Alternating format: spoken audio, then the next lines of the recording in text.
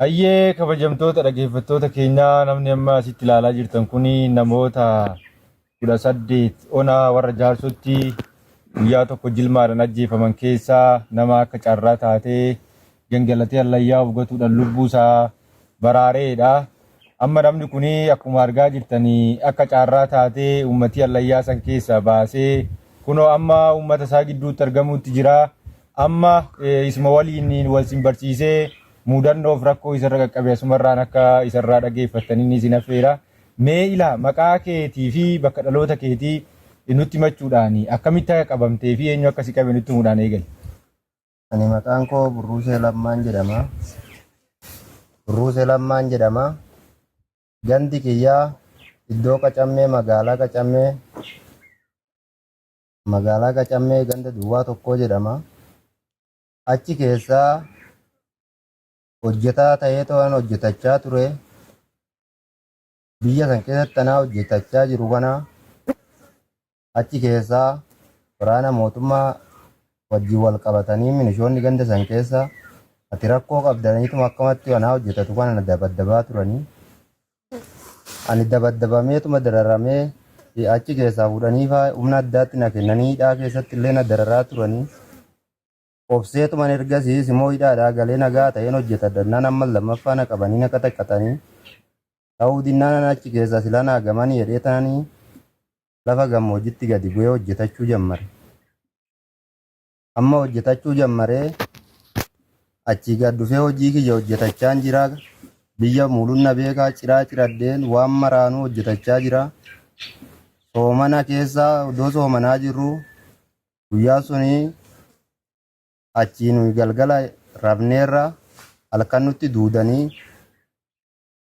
milishoota gandaa wajjin nutti duudanii dhufanii bakka nu rafnutti namticha nani waja bira bulus nama nagaa qabanii koottaa isin jedhanii nu fuudhanii deemanii aanaa kaambii nu geessan aanaa warra jaarsoo.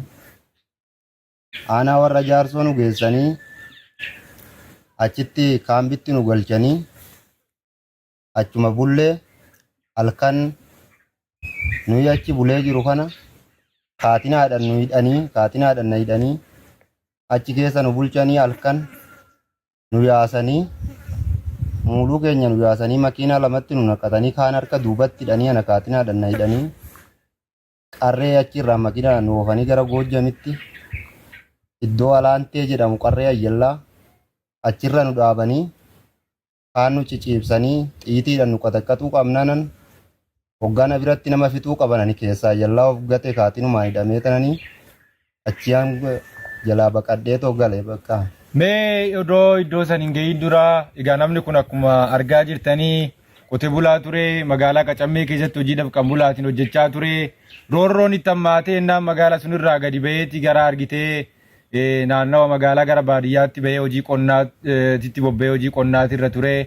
Ammallee amantaan isaa musliima waan taateef yeroo sun soomanarra ture isaa soomanarra jiru fuudhanii mana hidhaa galchanii mana hidhaatti gaafa si geessan kana maal siin jedhan ati waan balleessite qabda badiin kee maal siin jedhan?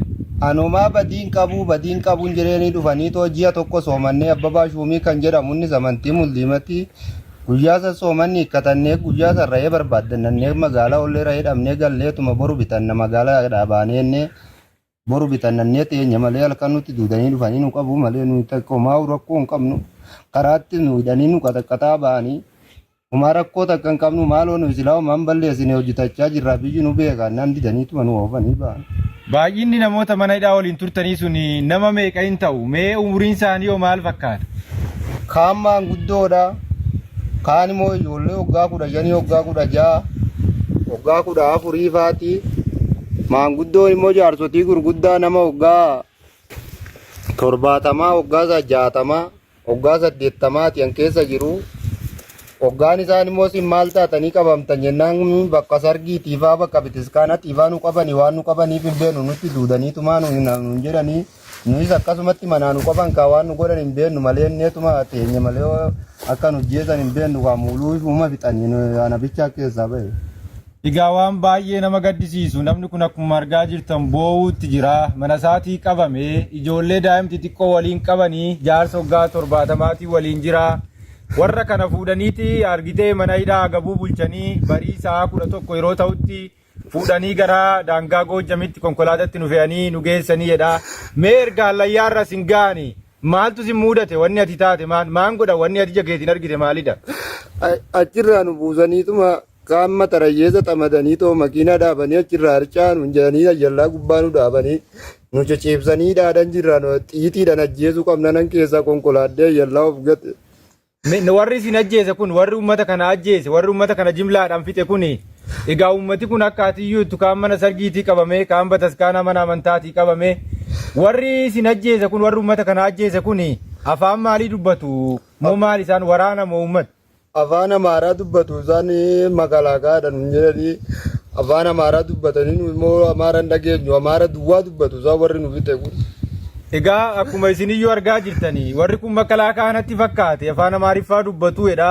Kan ajjeesan immoo gara Goojjamitti gara daangaa Goojjamitti achi baasanii xallayyaa irratti gabbuusanii xallayyaa irraa rasaasan tumanii namni baay'een allayyaatti gadhume lubbuu kiyya baraaruudhaaf allayyaa of gateedha. Qaama isaa akkuma amma argaa jirtan kana qaamni isaa hundi madaadha qaamni isaa quncaadha. Egaa wanti dugda isaatirra jiru gara dugda isaa qaamni isaa cufti caccabaadha. Ammaan kana akka barbaadetti socho'uu hin danda'u.